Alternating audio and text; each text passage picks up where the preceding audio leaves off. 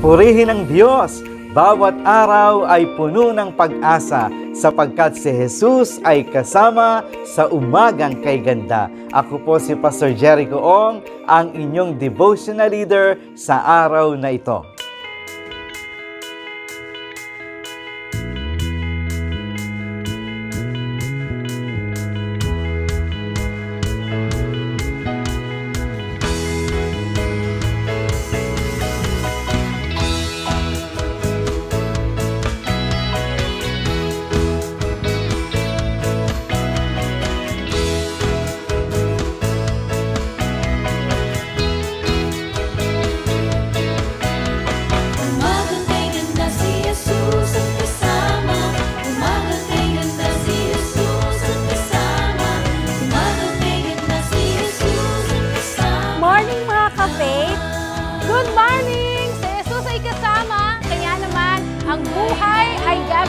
Mapagpalang umaga, bawat araw ay puno ng pag-asa.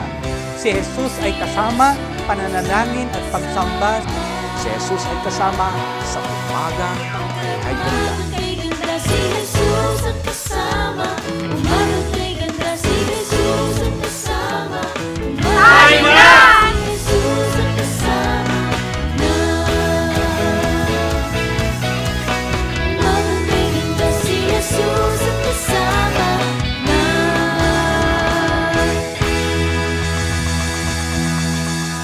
Isang mapagpala, mapagpalaya at mapagtagumpay na umaga sa bawat isa sa atin, mga kapatid.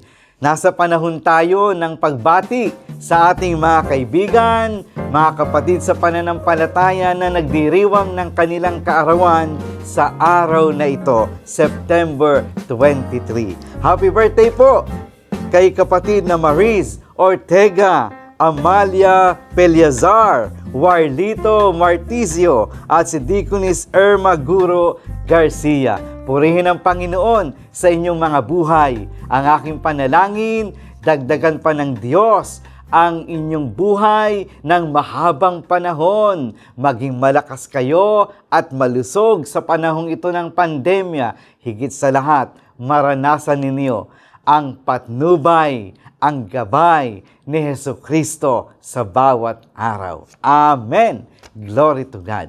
Mga kapatid, simulan natin ang ating devotion sa pamamagitan ng isang tanging awit. Ang aawit po sa atin ngayon ay mula po siya sa Blessed United Methodist Church sa Dasmariñas, Cavite. Siya po'y inaanak ng aking asawa, si Jehan. Pakinggan natin ang tanging awit na ihahandog sa atin ni Miss Anika Lagarto.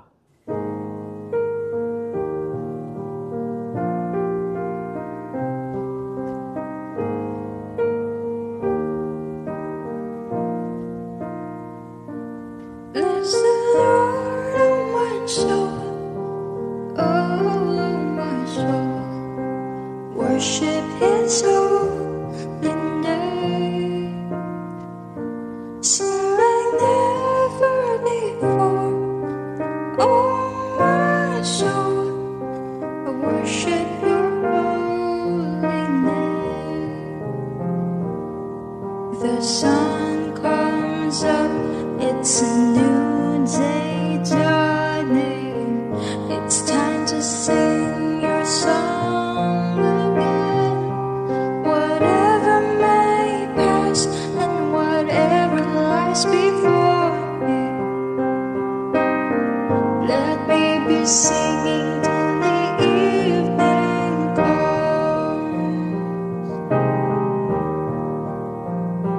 Bless the Lord, oh my soul, oh my soul, worship His holy name. Sing like never before, oh my soul, I'll worship Your holy name. You're rich in love and You're slow to anger. Your name is great and Your heart is kind.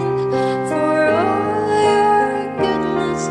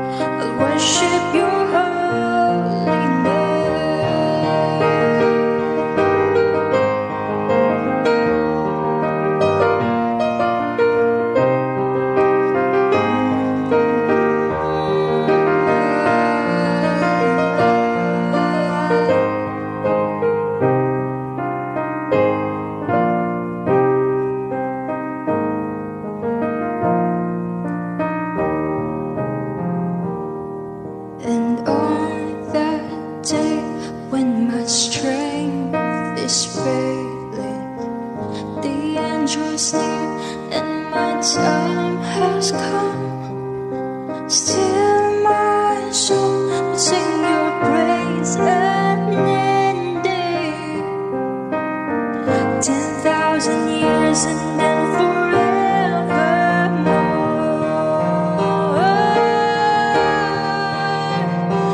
Bless the Lord, oh my soul, oh my soul. Worship His holy name. Sing like never before. Oh my soul, I worship Your holy name. Bless the Lord, oh my soul, oh my soul. Worship His holy name.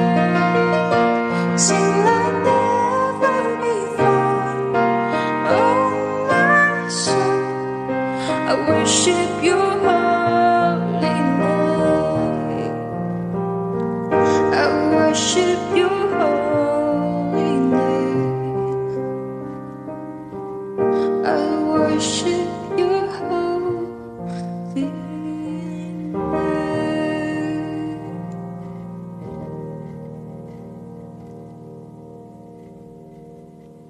Amen! Praise God! Salamat po, Miss Anika Lagarto, sa napakagandang awiting ibinahagi mo sa amin. Tunay na kami pinagpala. Damang-dama namin yung mensahe ng awit at talagang tumatagos sa puso ng bawat isa. Simulan natin ang devotion sa isang panalangin. Mapagpala naming Diyos, kami buong pusong nagpupuri at nagpapasalamat sa iyo. Napakabuti mo sa aming buhay. Salamat po sa panibagong umaga. Salamat po sa taglay naming kalakasan at mabuting kalusugan. Banal na Espiritu, samahan mo kami sa aming pagsasaluhang pagkaing espiritual sa umagang ito. Dalangin namin, tulungan mo kami, bigyang kapangyarihan kami upang ito'y aming maisabuhay sa bawat araw. Sa pangalan ni Jesus, aming Panginoon. Amen. Mga kapatid, ako'y masaya sapagkat tayo'y muling nagkita sa pamamagitan ng ating online morning devotion na ito. Maraming salamat po sa inyong patuloy na pagsuporta mula Lunes hanggang Sabado. Thank you so much. Ang aking pong inihandang pagkaing espiritual ngayon, mga kapatid, na ating pagsasaluhan ay mula po sa aklat ng Awit, Kabanata 103, mga talatang 2 hanggang 4. Ganito po ang ating mababasa. Si Yahweh ay papurihan, o aking kaluluwa, at huwag mong kaliligtaan, mabubuti niyang gawa. Ang lahat kong kasalanay, siya ang nagpapatawad, at anumang aking sakit, ginagamot niyang lahat. Sa bingit ng kamatayan, ako ay inililigtas, at pinagpapala ako sa pag-ibig niya't habag. Amen! Salamat sa Diyos, purihin ang Panginoon. Mga kapatid, itong mga talatang ito ay maiksi lamang. Subalit, meron tayong 5 mahalagang bagay na nais kong makita ninyo dito. Opo, 5, mga kapatid. Nais kong alalahanin natin, tayo ay nasa panahon pa rin ng month ng September. Perseverance ang ating topic. Buong month yan ng September. Kaya mga kapatid, for us to persevere, napakahalaga ng mapupulot nating inspiration sa salita ng Diyos sa umagang ito. Nagpapatuloy tayo sa paglilingkod sa Diyos, nagpapatuloy tayo sa pagsunod, nagpapatuloy tayo sa paggawa ng kabutihan, nagpapatuloy tayo sa pagsuporta sa banal na gawain ng Diyos in the midst of this pandemic, sapagkat alam natin, ang Diyos ay mabuti, ang Diyos ay tapat, at ang Diyos ay hindi nagkukulang sa atin na kanyang mga anak. Napakaganda po ng mga bagay na nais kong i-share sa inyo sa umagang ito. Una, mga kapatid, ang sabi ng banal na kasulatan, si Yahweh ay papurihan o aking kaluluwa. Amen. Patuloy tayong ini-encourage ng salita ng Diyos. Papurihan natin ang ating Panginoon. Luwalhatiin natin ang kanyang banal na pangalan sa bawat araw ng ating buhay. Alam niyo po kung bakit? Simple lang, mga kapatid. Naalala ko si Deaconess Sharon. Diba? Gamitin ko ng sandali yung kanyang introduction palagi. Every gising is a blessing. Amen. Totoo yan. We praise and thank the Lord, our God, sapagkat patuloy na tayo'y nabubuhay sa gitna ng pandemyang ito. Tayo'y patuloy na binibigyan ng Diyos ng buhay upang magawa natin ang mga mabubuting bagay sa mundong ibabaw na ito. Alam niyo, mga kapatid, one thing na na-realize natin sa mga panahong ito ng pandemya, napakahalaga ng buhay. Napakahalaga ng bawat minuto, bawat segundo, bawat oras na dumaraan sa buhay natin. Nung wala pang pandemic, alam nyo, maraming tao, sinasayang ang oras sa mga bagay na hindi makahulugan. Sinasayang ang oras sa mga bagay na walang mabuting pakinabang. Subalit sa panahong ito, alam natin, bawat araw na tayo nabubuhay, ginagamit natin all for the glory of God.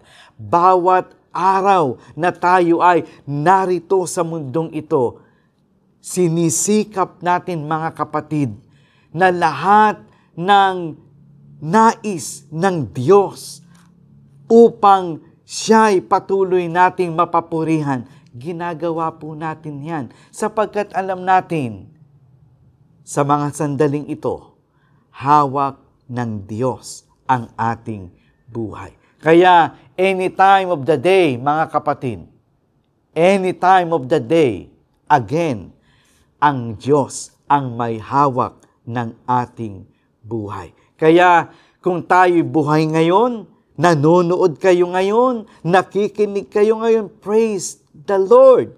Amen! Sapagkat ibig sabihin yan, ipinahiram muli ng Diyos ang buhay sa inyo. Mga kapatid, we need to praise and thank the Lord every day, every moment, sapagkat ang kanyang kabutihan sa lahat ng panahon ay nagpapatuloy na ipinadarama sa atin na kanyang mga anak. Second, mga kapatid, ang sabi ng salita ng Diyos, ang lahat kong kasalanan siya ang nagpapatawad. Amen! Purihin ang Diyos. Mga kapatid, pagpupuri ngayon ay pagpapatawad. Alam po ninyo, sa panahong ito ng pandemya, marami pa rin ang talagang hindi nagkakasundo. Marami pa rin ang nagkakaroon ng hindi pagkakaunawaan. Lagana pa rin ang misunderstanding sa family, sa work, sa relationship. Lagana pa rin yung tampuhan. Lagana pa rin yung hindi magandang nararamdaman sa kapwa-tao. Nandyan pa rin yan, even in the midst of this chaos, mga kapatid. Kaya nga, nagpapaalala ang Diyos sa atin. Bagamat tayo may mga kahinaan, bagamat tayo ay nagkukulang, bagamat hindi pa tayo perpekto sa mundong ito, mga kapatid, bagamat meron pa rin mga sandali sa ating buhay na tayo nagkakamali ng desisyon, nagkakasala, bagamat kung minsan ang ating buhay ay patuloy pa rin na talagang nag-i-strive upang ma-please natin ang Panginoon.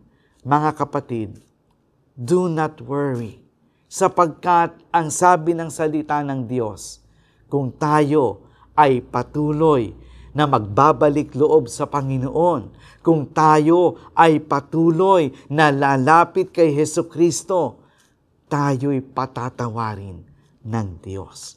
Sapagkat ang pagpapatawad ay talagang laging laan sa lahat ng tao na taus-pusong lumalapit sa Panginoong Hesukristo. Kaya nga, napakaganda ng paalaala ng salita ng Diyos. Kung tayo man ay nakagawa ng mga bagay na hindi kinalugdan ng Diyos, come to Jesus. Ask forgiveness. Manumbalik sa Panginoon. Hindi po huli pa ang lahat. Meron pang pag-asa, mga kapatid. Kaya nga, napakaganda, diba, ng ating pinag-aaralan ngayon. Ang sabi pa, mga kapatid, 3, sabi po rito, at anumang sakit, anumang aking sakit, ay ginagamot niyang lahat. Amen! Salamat sa Diyos. Pagpupuri, pagpapatawad na mula sa Diyos, pagpapagaling na mula sa ating Panginoong Hesukristo. Kiniklaim natin yan, mga kapatid. Sa gitna ng napakaraming karamdaman na lumalaganap sa mundong ito, sa kabila ng napakaraming variants ng COVID virus na ito, sa kabila ng maraming pangambang hatid, sapagkat parami ng parami ang naaapektuhan at nai-infect ng virus na ito, mga kapatid. Ang sabi ng Panginoon, anumang aking sakit, anumang iyong sakit, anumang sakit at karamdaman na pumapaloob sa iyong buong pamilya, kapatid, idulog mo kay Hesukristo. Sinabi ng Biblia, anumang sakit, ginagamot niya tayo. Anumang karamdaman, pinagagaling tayo ng Panginoon sapagkat yan ay Kanyang pangako sa iyo, sa iyong pamilya, sa bawat sumasampalataya. Kaya napakaganda sapagkat upang tayo'y makapagpatuloy, mga kapatid, sa paglilingkod sa Diyos, nais ng Panginoon na tayo'y malakas, nais ng Diyos na malusog ang ating katawan, nais ng Diyos na tayo'y handa sa lahat ng panahon upang maglingkod sa Kanya. Pagpupuri sa Panginoon, pagpapatawad na nararanasan natin mula sa Diyos, ngayon ay pagpapagaling sa ating mga karamdaman. Hindi ba napakaganda? Inspiration natin yan upang magpatuloy tayo sa paglilingkod. 4, mga kapatid, ang sabi dito, sa bingit ng kamatayan, ako ay inililigtas. Amen! Kapatid, sa bingit ng kamatayan, kapag ika'y nagtiwala sa Panginoon, kapag ang buhay mo'y isinalig mo kay Kristo, kapag siya ang iyong pinagtiwalaan at pinaglagakan ng iyong buhay, ang sabi ng salita ng Diyos, sa bingit ng kamatayan, ika'y ililigtas ng Diyos. Amen. Mga kapatid, makapagpapatuloy tayo sapagkat si Kristo ang kaligtasan natin. Makapagpapatuloy tayo sa gitna man ng pandemyang ito sapagkat si Jesus ang nangako sa atin. Siya ang ating matibay na muog. Siya ang ating kublihan. Siya ang ating tagapagtanggol. Siya ang ating tagapagligtas. Ililigtas tayo ng Diyos. Hindi niya tayo iiwan at pababayaan. Yung panghuli, mga kapatid, napakaganda nito.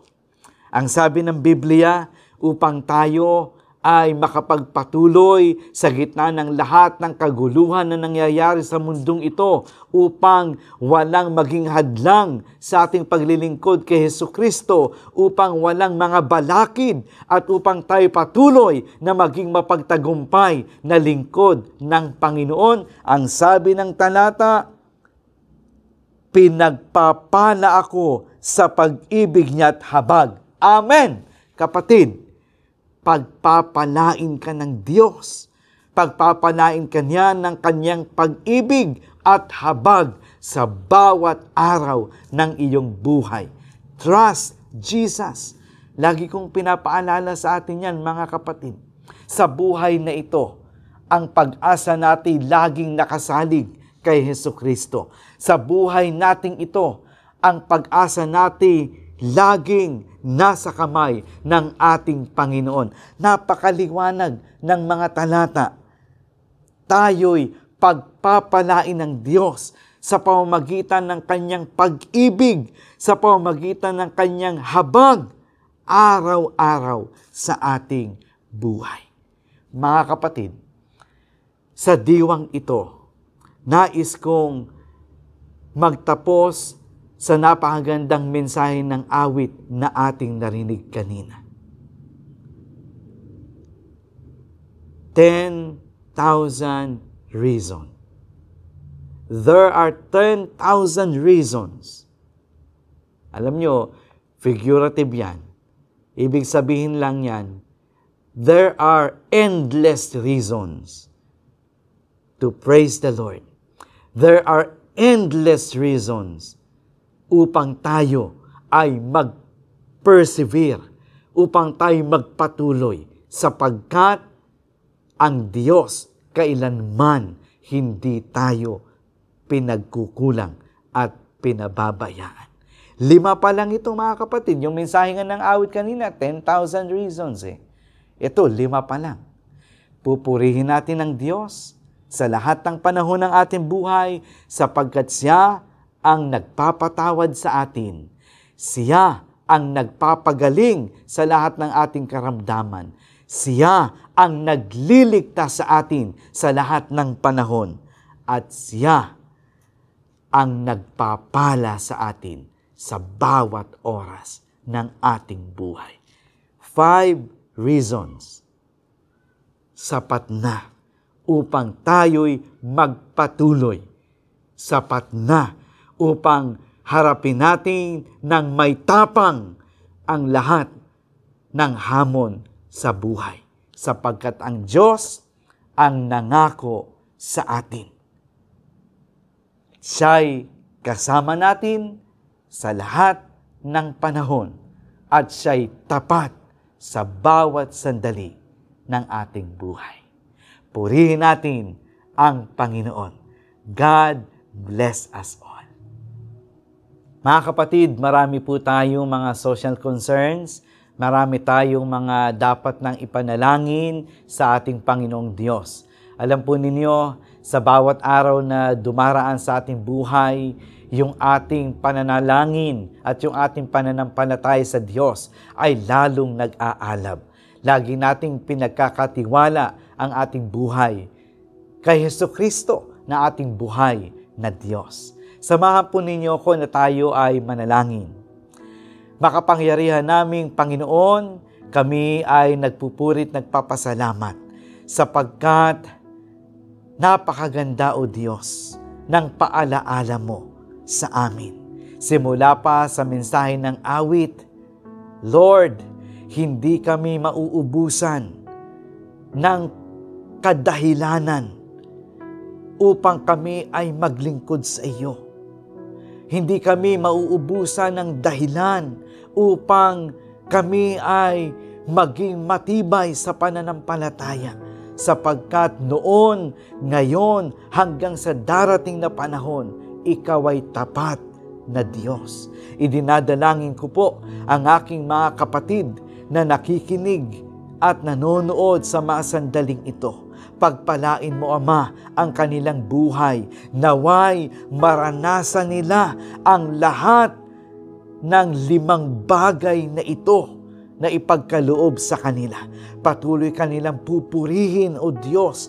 Patuloy mo silang patatawarin kaming lahat sa aming mga kasalanan. Patuloy mo kaming pagagalingin. Patuloy mo kaming ililigtas. Patuloy mo kaming pagpapalain. Sapagkat ito'y ipinangako mo sa amin na iyong mga anak. Lord, lingapin mo po ang lahat ng may mga karamdaman. Yakapin mo po sila, Panginoon. Patuloy mo po silang palakasin, itindig, ibangon in Jesus' name. At patuloy naming maranasan ang himala sa buhay naming ito. Sapagkat kami nagtitiwala sa buhay at makapangyarihang Panginoon. Idinadalangin po namin, O Diyos, ang bawat kabuhayan ng bawat isa sa amin. Lord, Ikaw po ang bukal ng pagpapala. Ibuhos mo po, O Diyos, ibuhos mo, Panginoon, ang blessings, ang provisions mo sa bawat isa sa amin, sapagkat Ikaw ang aming pag-asa sa gitna ng pandemyang ito.